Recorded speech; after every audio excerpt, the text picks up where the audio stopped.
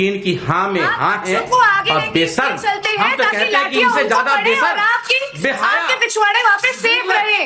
क्या बातें कर रहे हैं आप बच्चों को आगे ले लेके चलते हैं ताकि बच्चों के नाम पे आप कुछ भी अलग बातें करते रहे। मैंने किसी आप चाहते आप कहते हैं कौन सी साधु ने वहाँ पे चोरी करी, कौन सी संत ने वहाँ पे चोरी करी। और अगर आप कहते हैं कि मंदिर में रहने वाला हर बंदा साधु संत है तो आवाज उठाइए।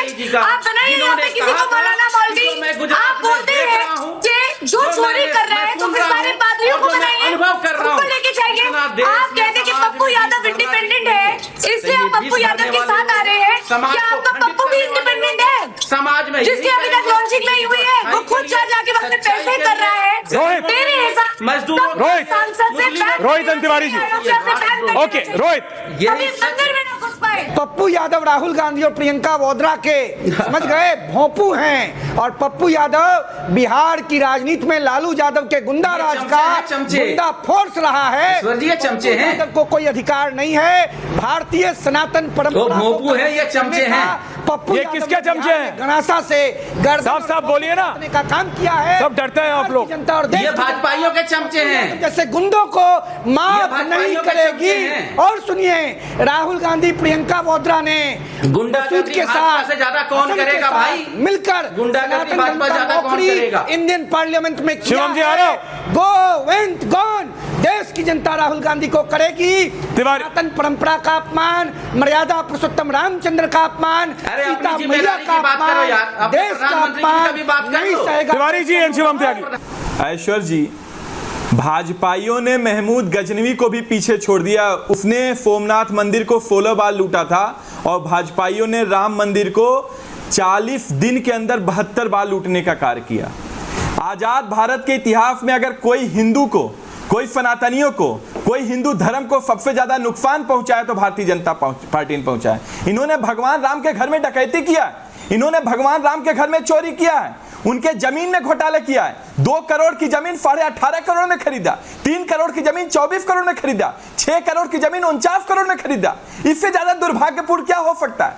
इन्होंने सनातनियों का आहत किया, उनके आस्था पे चोट पहुंचाई है। इन्होंने भगवान हनुमान को अपने रैली में नचाने का कार्य किया है, इन्होंने हनुमान को जात में बांटने का कार्य किया है। गलत है वो, गलत है वो। इन्होंने शंकराचार्य का अपमान किया।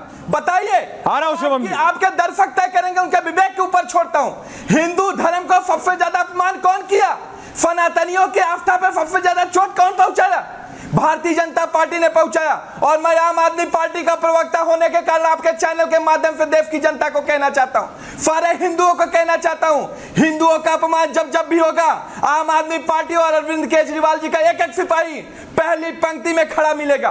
कोई भी हो, चाहे भारतीय जनता पार्टी हो, चाहे कांग्रेस पार्टी हो, चाहे कोई अन्य व्यक्ति। ओके, आम आदमी पार्टी का एक एक कार्यकर्ता हिंदुओं की। Shivam Tyagi ending comments, everyone on it. Shivam Tyagi, जब हमारी Shivam Tyagi of the BJP. Thank you. आपको उनको ऐसे ही रोकना पड़ेगा जैसे मैं शांति से बैठा हुआ सुन रहा था। मेरा निवेदन है कि वो भी ऐसे ही सुनेंगे। इस देश के हिंदुओं को आपसे क्या उम्मीद है, आम आदमी पार्टी वालों से क्या उम्मीद है, कल का ही एक कोर्ट का फैसला इस देश को बता देगा।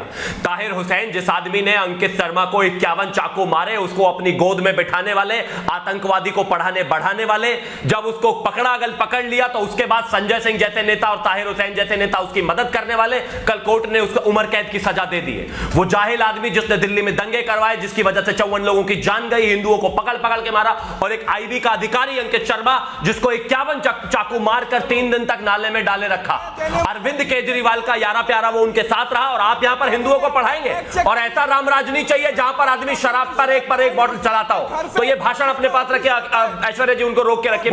बोलिए लास्ट 10 सेकंड शिवम। दूसरी एक और भी बात है कि थैंक यू।